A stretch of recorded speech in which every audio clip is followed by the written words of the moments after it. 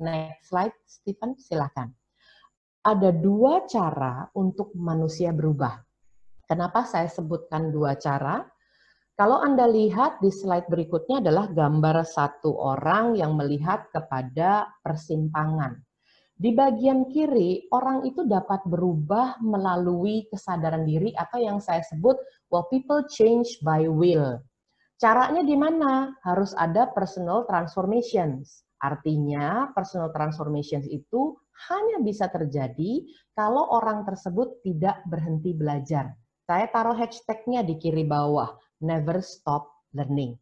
Bapak Ibu, dalam hidup adalah pembelajaran untuk lebih baik. Setahu saya yang namanya keadaan lebih baik berarti levelnya berbeda dari level sekarang. Artinya yang kita harapkan dalam kehidupan kita adalah kita naik level setiap saat. Dan naik level itu tidak akan pernah terjadi kalau nggak ada ujiannya, Bapak Ibu. Hari ini kita punya ujian bersama-sama yang namanya pandemic atau global pandemic because of COVID-19. Itu ujian bersama itu. Tapi percayalah lewat ujian yang sementara, setahu saya ujian tuh nggak selama-lamanya, ujian tuh sementara kok. Kita bisa berjuang di dalamnya, dan kita bisa naik kelas ke level berikutnya. Saya kasih statement ini ya, jangan pernah takut ujian. Takutlah kalau Anda tidak belajar. Jadi, caranya supaya kita bisa berubah by will, ada 3 poin. Yang pertama adalah kita harus mengerti tentang character management. Nah, ranah ini sudah dijelaskan oleh Pak Yakub Esra, baik dalam workshop bersama dengan Xavier Marks maupun acara online kemarin. Jadi saya tidak mengambil banyak di area ini, tapi hanya mengingatkan bahwa setiap kita itu punya foto karakter masing-masing, punya warna masing-masing. Saya itu orang yang ungu merah, ya. Jadi saya compliance dominance gitu.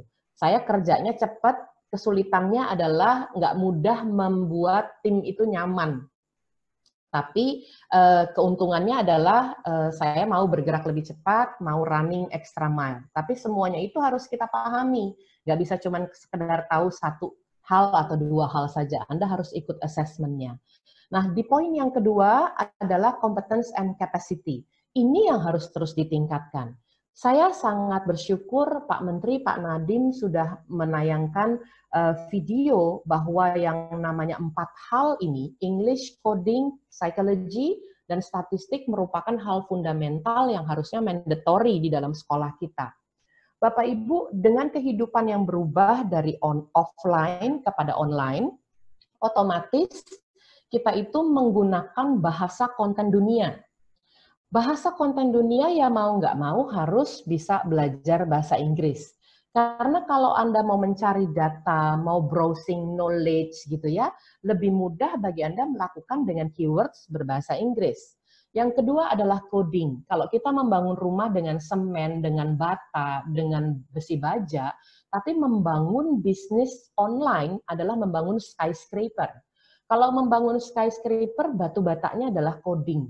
Bagi kita yang mungkin sudah masuk dalam generation baby boomers ke atas, aduh kayaknya ribet banget sih belajar ini, ayo dong kerjasama, kolaborasi dengan anak-anak muda untuk kita sama-sama bisa lagi belajar tentang coding. Yang ketiga adalah psikologi. Bapak Ibu, masih ingat tadi di Industri 4.0 adalah speed dan juga customization. Bicara tentang kecepatan, informasi yang kita sampaikan kepada nasabah, klien, atau customer kita, itu tidak lagi bisa dalam bentuk buku tebal 50 halaman dan minta mereka baca. Nggak mungkin, Anda akan ketinggalan jauh. Cara termudah adalah Anda menyampaikannya dengan infografik. Karena picture speaks 1,000 words. Infografik itu mengandung unsur desain yang ada ilmu psikologinya di dalamnya. Dan yang terakhir adalah statistik. Kalau kita bicara dunia online, kita bicara data. Kalau kita bicara data, data itu unsurnya cuma hanya angka atau numbers. Cara membacanya, Anda harus memiliki kapasitas statistik. Dan di bagian yang ketiga adalah generation gap, terutama di mindset. Ini seru nih. Waktu lalu saya sempat jelaskan. Jadi gap dalam generasi di Indonesia itu lengkap ya Bapak Ibu, dan di dunia juga masih lengkap. Saya kurang tahu kalau di beberapa negara tertentu yang mungkin sudah aging ya, Tapi kalau di Indonesia itu ada generasi tradisionalis, di bawahnya ada generasi builder, di bawahnya lagi ada generasi baby boomer, ada lagi generation X, saya masuk di generation X, ada lagi generation Y, ada lagi di bawah generation Y, generation Z, bahkan sekarang sudah generation I, gitu ya. Bayangkan bahwa setiap layer generasi ini harus berinteraksi dan memiliki mindset yang berbeda. Contoh, generation tradisionalis ya, zaman dulu tuh kan semuanya adalah bercocok tanam ya. Makanya kalau kita minta nasihat sama bapak, ibu, opa, oma, para sepuh, kita minta nasihat, umumnya mereka ngasih taunya begini nih kalimatnya. Udahlah, yang sabar aja, tunggu waktunya. Karena paradigma petani, tabur tuai adalah tunggu musim. Anda nggak bisa menuai di waktu yang sama dengan Anda menabur. Makanya nasihatnya selalu sabar nak, gitu kan ya. Sedangkan anak-anak generation I disuruh sabar, bingung mereka. Ya.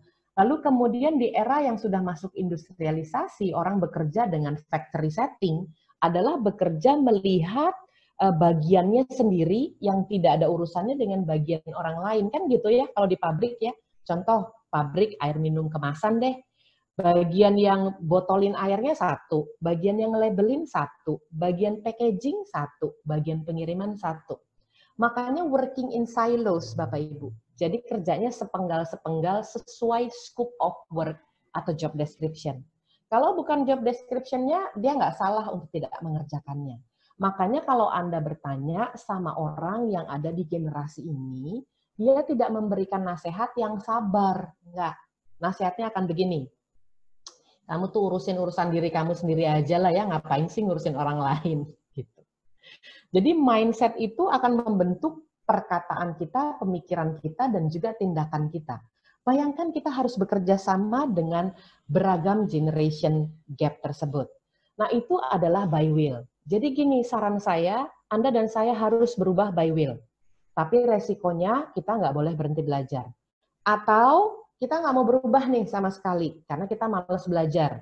Di saat orang-orang kerja dari rumah, Anda rebahan. Di saat orang-orang belajar dari rumah, rebahan lagi. Di saat orang ibadah dari rumah, ibadah online, lihat ibadah online serasa nonton bioskop, pakai cemilan, kan gitu. Jadi akhirnya kita harus masuk dalam yang kanan. Yang kanan itu adalah by force, Bapak Ibu. Anda harus berubah. Kenapa? Karena segala sesuatu yang terjadi di dunia itu sementara. Berubahlah either by will atau by force. Nah, by force itu kan nggak nyaman karena dia melalui paksaan. Paksaan itu ada ancaman atau threat, ada juga ketakutan atau fear. Kita mau sama-sama luruskan dulu persepsi ini ya. Kalau kita takut, itu manusiawi. Ulang ya, kalau kita takut, itu manusiawi. Banyak orang jadinya denial, bilang bahwa enggak kok, kita harus berani, kita harus kuat. No, Anda harus ngaku dulu bahwa Anda takut, maka kemudian Anda berserah kepada Tuhan, minta kekuatan atas apa yang terjadi. Nah, ketakutan manusia itu fundamental ada 3, Bapak Ibu. Pertama, fear of rejection. Semua manusia itu takut ditolak. Makanya manusia kalau takut ditolak, dia nggak jadi dirinya sendiri. Dia jadi orang lain supaya diterima oleh semua orang. Itu adalah kesalahan fatal bagi saya. Karena artinya pada saat dia tidak jadi diri sendiri, sudah dimiliki oleh orang lain. Ketahuilah bahwa original worth more than copy. Barang original itu harganya lebih mahal daripada barang kopian atau KW. Ya. Yang kedua adalah fear of failure, takut gagal.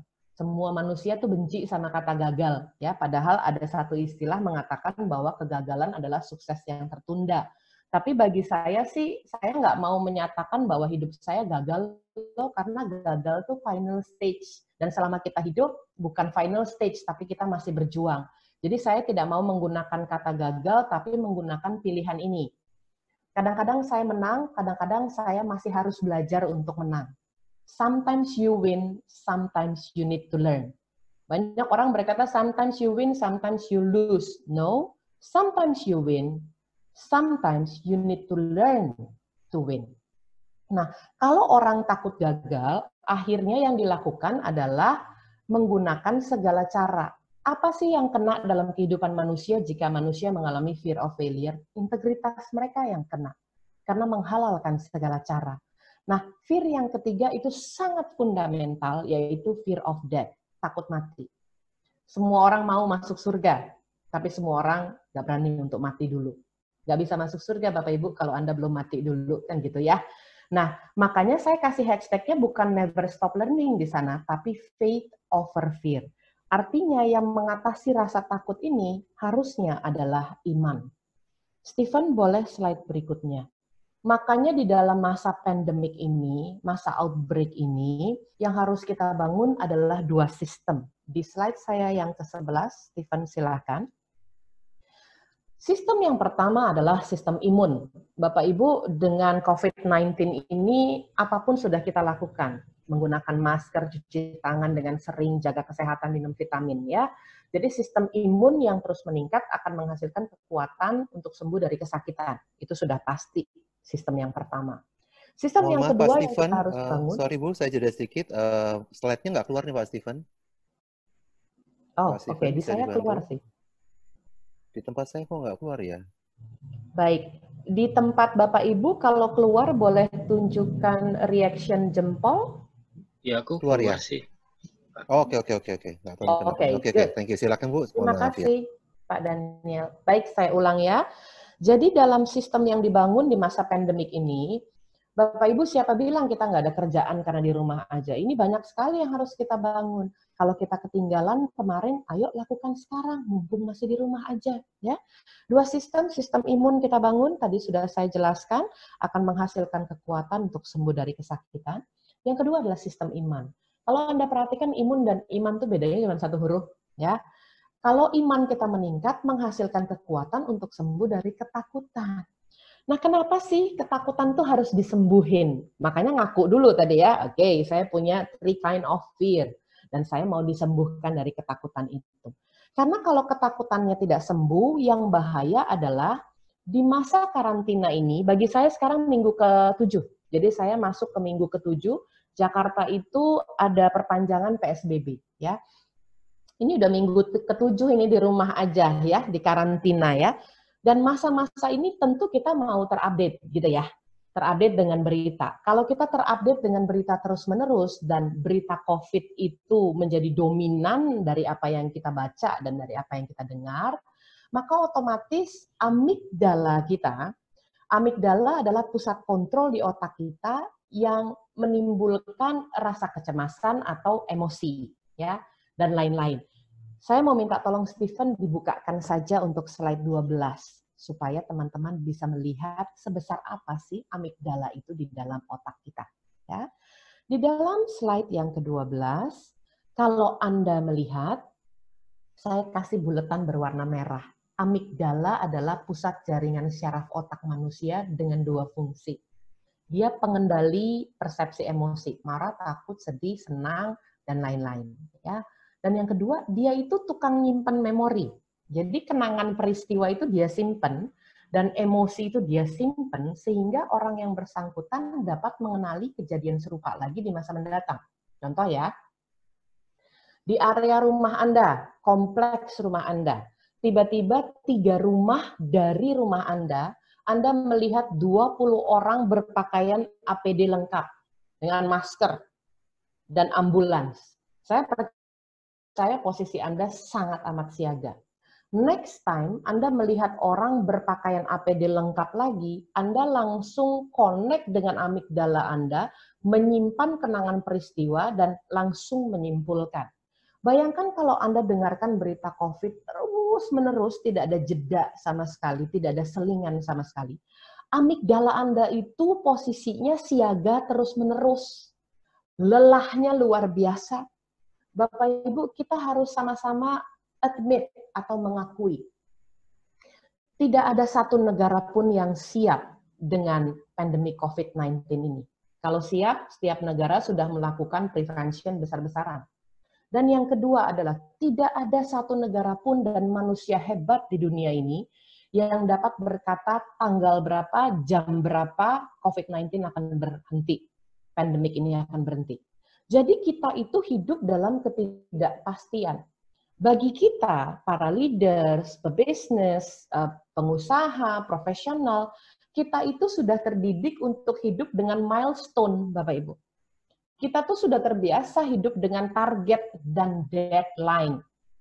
Untuk COVID-19, jadi nggak ada deadline-nya, Bapak Ibu. Semua pekerjaan yang sudah diharapkan dan disusun sejak akhir tahun lalu, semuanya harus mengalami yang namanya penyesuaian. Nah, oleh sebab itu, yang disesuaikan adalah respon kita terhadap kejadian tersebut. Nah, amigdala yang terus-menerus di dalam posisi siaga, next slide, silahkan diklik, Stephen. Posisi yang siaga ini, Bapak Ibu, kalau Anda lihat ya, saya mengambil dulu istilah pandemik atau outbreak dalam definisi dari Merriam-Webster. Supaya Anda tahu nih, nggak cuma bilang pandemik, nggak cuma bilang outbreak atau wabah. Pandemik atau outbreak itu ada satu keywords-nya di sana. Ada keywords-nya di sana. A sudden rise, mendadak, mendadak timbul, mendadak terkuak, yang namanya sudden rise. Nah, waktu bicara tentang sudden rise, ini ada coretan bisa dihapus ya? Oke. A sudden rise. Waktu bicara a sudden rise, itu saya bacakan aja ya. A sudden rise of a disease over a wide geographic area and affect an exceptionally high proportion of the population.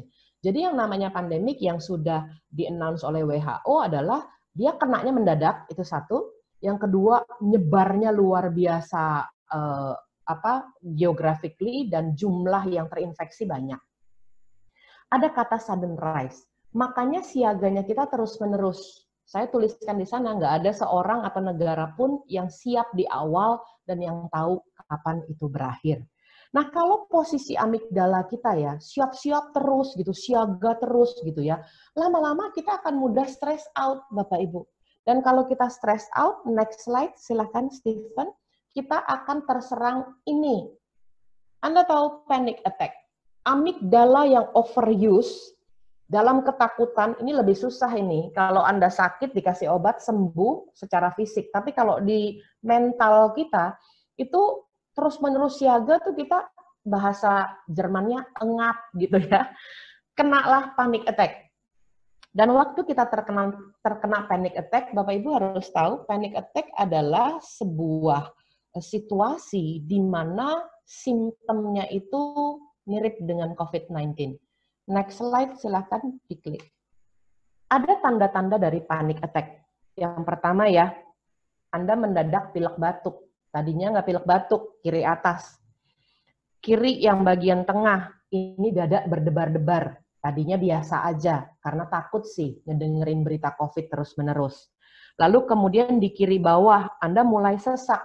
Lihat ya, 3 ini aja sudah merupakan simptom kemiripan dengan orang yang terserang COVID-19.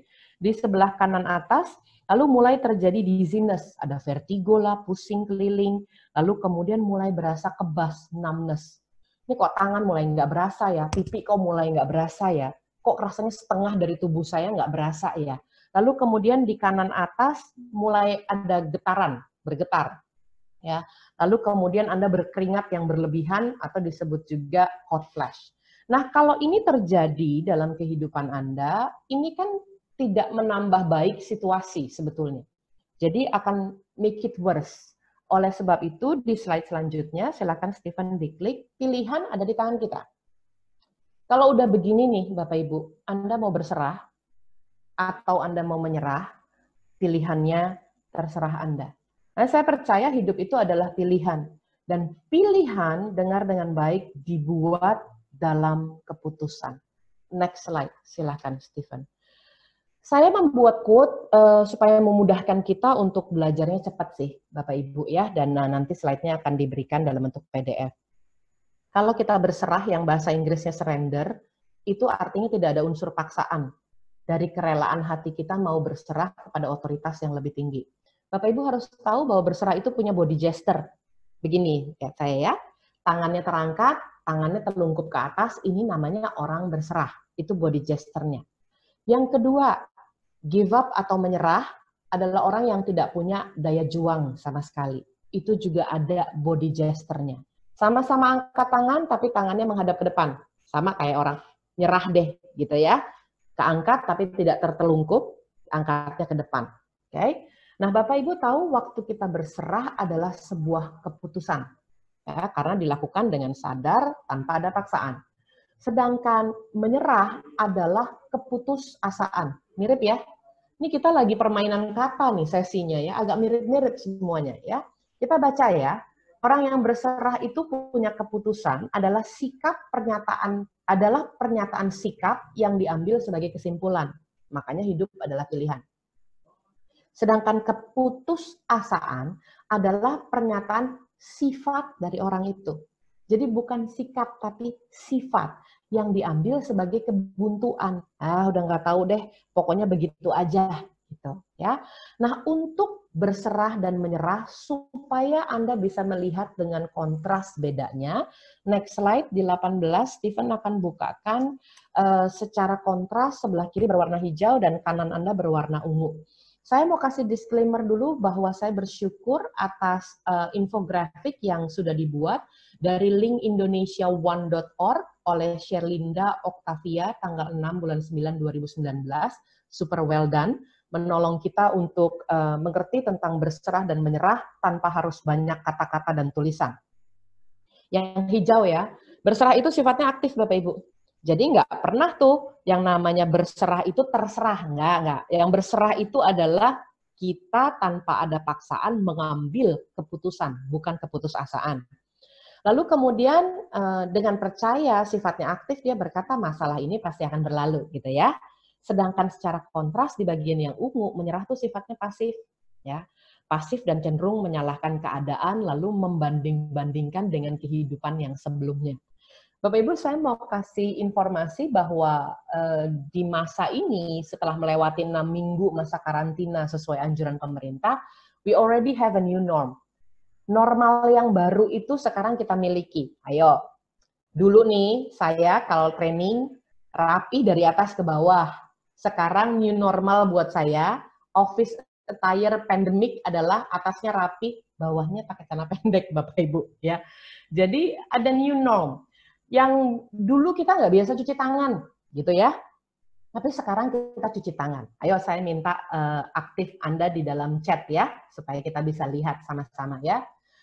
Sudahkah kita mengalami perubahan dalam hidup? Ya, saya mau tanya siapa yang kalau mau makan itu selalu cuci tangan terlebih dahulu, jadi minimal cuci tangan di luar mandi 3 kali, ya. Kalau ada langsung kasih tanda jempolnya. Good. Siapa yang sebelum makan tidak cuci tangan dulu karena nggak sempet udah keburu lapar alias jorok? Ayo ngaku. Ada juga rupanya ya, udah keburu lapar nggak sempet cuci tangan. Life changing. Sekarang saya mau tanya sama Bapak Ibu ya. Siapa yang saat ini di masa pandemik ini cuci tangan lebih dari 5 kali, mau makan nggak makan tetap cuci tangan, silahkan. It's a life changing Bapak Ibu. Siapa yang hari-hari ini buka pintu sudah tidak pegang gagangnya, tidak pakai tangan tapi pakai sikut, ayo. Gampang kalau tulisannya dorong. Kalau pintunya tulisannya tarik, gimana caranya? It's a life changing. Kemarin saya terpaksa harus keluar rumah sebentar untuk membeli kebutuhan di kulkas ya, yang harus saya isi ulang. Dan waktu saya pergi saya lupa loh pakai masker. Jadi sekarang di mobil ditaruh beberapa masker untuk cadangan. It's a life changing, it's a new norm ya. Nah, bagaimana langkahnya? Seru nih ya. Ada chatnya dari, wah seru banget chatnya ya. Nanti kita baca ya. Nah, ada yang pakai paha. Gimana caranya kalau tarik pakai paha ya? Well, anyway, nanti saya harus klarifikasi tuh maksudnya gimana ya. Oke, nah sekarang langkahnya gimana? Kemarin waktu kita meeting persiapan ada pertanyaan dari Ferry, gimana sih caranya supaya kita berserah tuh step-stepnya apa aja? Karena berserah kan adalah sebuah statement gitu ya. Nah, berserah itu ada stepnya. Di slide berikutnya, langkah berserah itu ada 5. Ya.